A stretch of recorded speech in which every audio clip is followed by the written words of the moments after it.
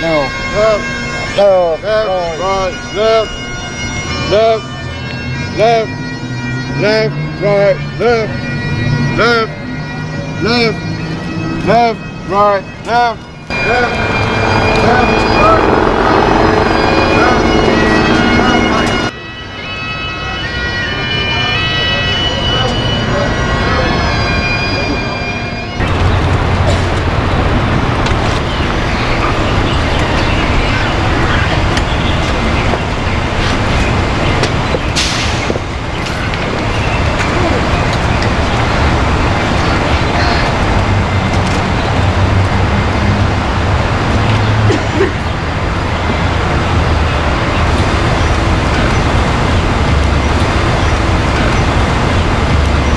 Good afternoon.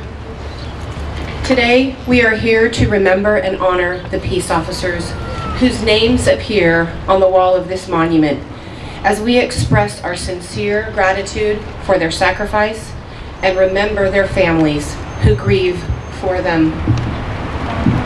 Thank you. And have suffered such unimaginable loss in the name of service. I am truly humbled to stand before you today and before each and every one of these families and each peace officer who protect and serve every day.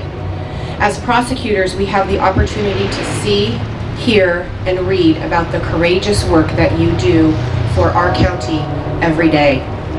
On behalf of the citizens of this community, it is such a great privilege to publicly say thank you to all the peace officers for choosing this line of work, dedicating your life to the service of others, and accepting the responsibility of keeping all of us safe. Every man and every woman who wears a badge shows an extraordinary amount of courage each day as they perform their duties. They are sworn to uphold and honor our great Constitution and maintain law and order in our communities. In my humble opinion, there has never been a more difficult time in our country to be a peace officer or a prosecutor. In some ways, our society has turned its back on law enforcement and made the already difficult tasks of our jobs even more challenging. In times of adversity, the weak turn and run, but not us. It is in these times, and in spite of all the additional challenges that we face, that we must remember the reason we were called into this line of service.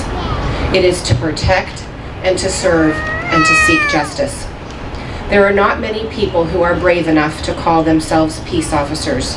Many times, the biggest critics are the biggest cowards.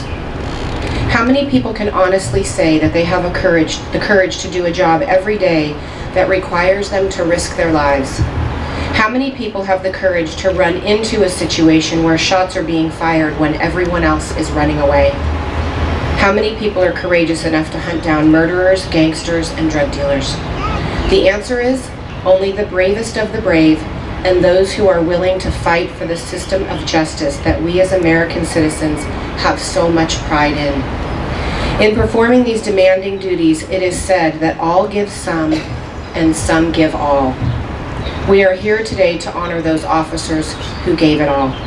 These peace officers are heroes, and we honor them not just for how they died, but for how they lived. They lived with a sense of duty. They lived with a willingness to serve. They honored their responsibility to protect those who could not protect themselves, and they did so knowing that they could lose their own lives in the pursuit of upholding those responsibilities. A good friend of mine is often quoted as saying, "It is the officer that wears the badge, but the family of the officer that bears the weight of it." That statement is so powerful here today as we honor our fallen officers. Each family member of a peace officer knows what other families can only imagine, which is carrying the burden that comes with loving someone in this line of work. To all of you who have lost a loved one in the line of duty, we are forever grateful for your sacrifice and so sorry for the pain that you endure. Today we are saddened by the addition of 2 names to this memorial.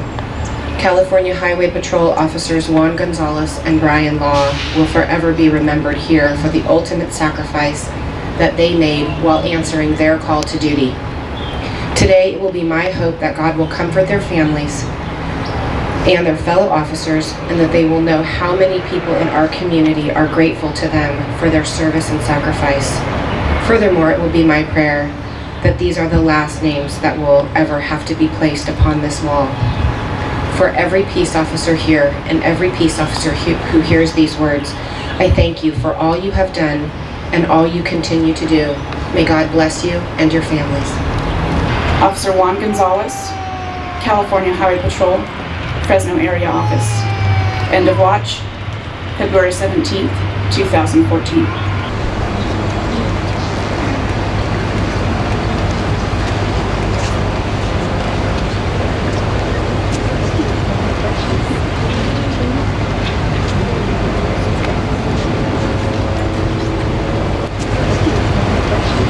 Officer Brian Law, California Highway Patrol, Fresno Area Office. End of watch, February 17th, 2014.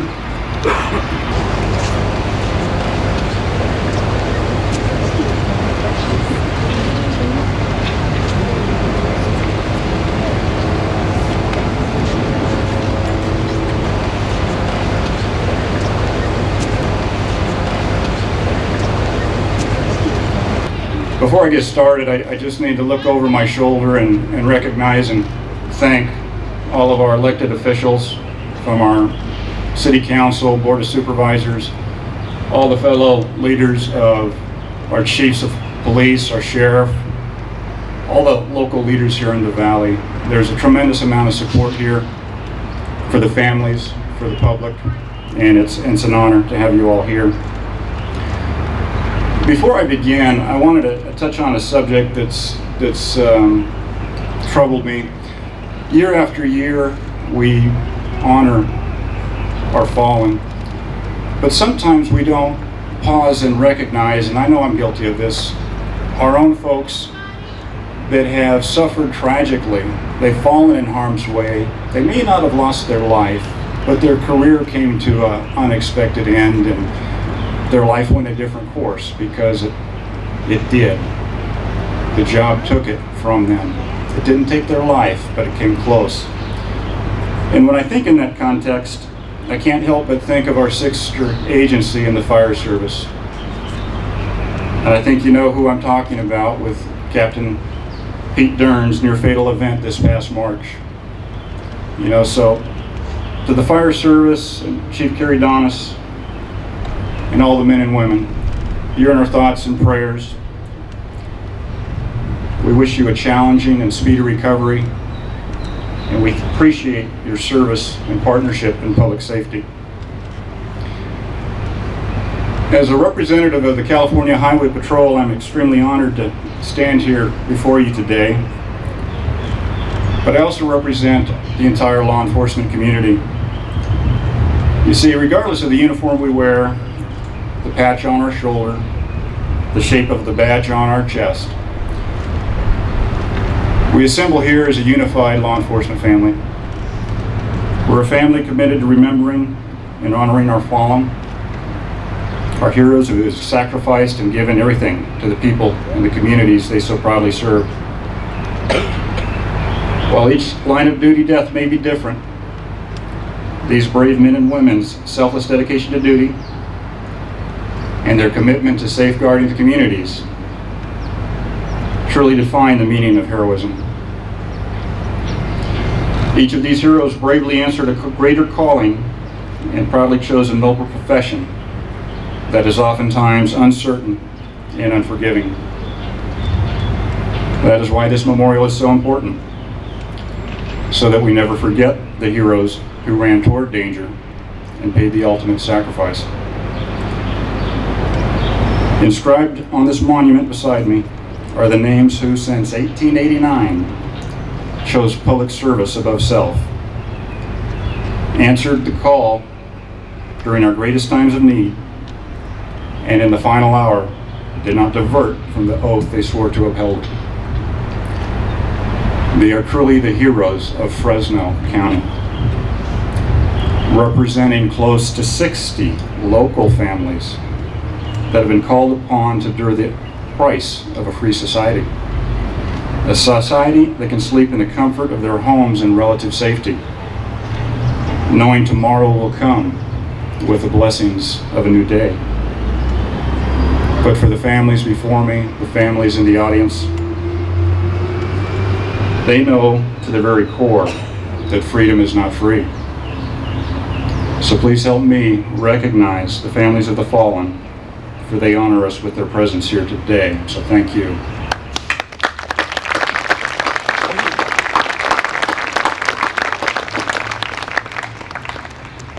Now, as most of you know, today we recognize those officers we've lost in our entire history, but most currently we recognize the two most recent additions.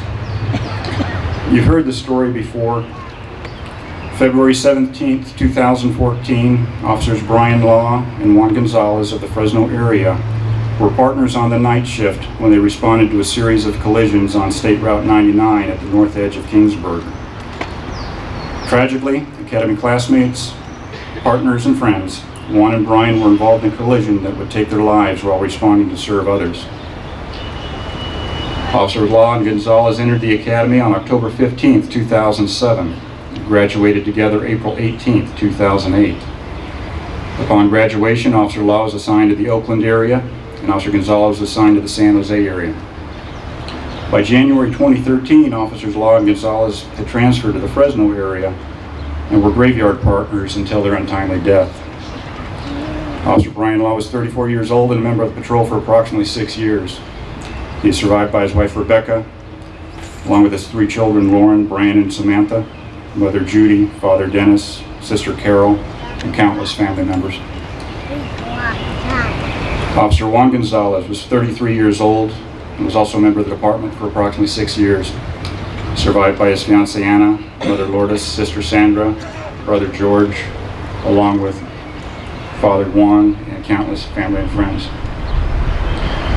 Now, in addition to the beautiful memorial you see beside me, Brian and Juan's names will be forever enshrined at the California Highway Patrol Academy, the California State Peace Officers Memorial, the National Law Enforcement Officer Memorial, in addition to their own dedicated portion of State Route 99 north of Kingsburg. Although more than a year has gone by, I know the pain and the hurt is ever present for the family, friends, co-workers, and all first responders who tried to save them. Once again, I cannot thank all our partner agencies enough for the help they provided in our time of need. So on this wall, you see the price this community has paid. I wish it were the only one across this land of ours. Regrettably, it would be far too small. You see, the National Law Enforcement Memorial features 2 curving 304-foot long blue-gray marble walls. Carved on these walls are the names of more than 20,000 law enforcement officers who've been killed in the line of duty back as far as 1791. So where are we today? How have we done? Each year we pray we don't add any more to the National Memorial or our own locally. For those of us in the law enforcement community, we're very familiar with a campaign, the Below the 100 campaign. It's been our quest in recent years to get back to 1944. That was the last time we had fewer than 100 deaths across the nation involving law enforcement. We were close in 2013. We had 102 line of duty deaths. We thought we were going to crack the seal and get back in time. Regrettably, 2014 showed us no favors. Fatalities rose 24% among law enforcement to 126. This is where it gets worse. California led the way. Firearms-related deaths are up 56%. And for everybody in this audience wearing a badge, you need to hear this part. Ambush-style attacks increased 40%. 62% of your brothers and sisters were killed as a result of ambush, making it the #1 felonious attack for officer deaths for the 5th year in a row. The job is dangerous. It's getting worse. What I want to know is, where is the outrage? Where's the outrage for the lost lives of these officers? Where's the outrage for those ambushed and murdered? Where's the outrage for their families, their parents, their spouse, their kids, co-workers, everybody else that carries on? Where's the outrage for them? The district attorney touched on it, but I haven't seen the outrage for our fallen. What I've seen is a limited number of events across this nation of ours that has brought attention to the law enforcement profession in general. But those events, though they need investigation, do not define law enforcement across the land, and they don't define the professional work we do, the relationships we have within our own communities. Nonetheless, these events seem to be used to stoke the flames, to insinuate the presence of tension and mistrust across this land. But I submit it is not an accurate reflection of our honorable profession. We simply don't get credit for what we do. Good news doesn't sell.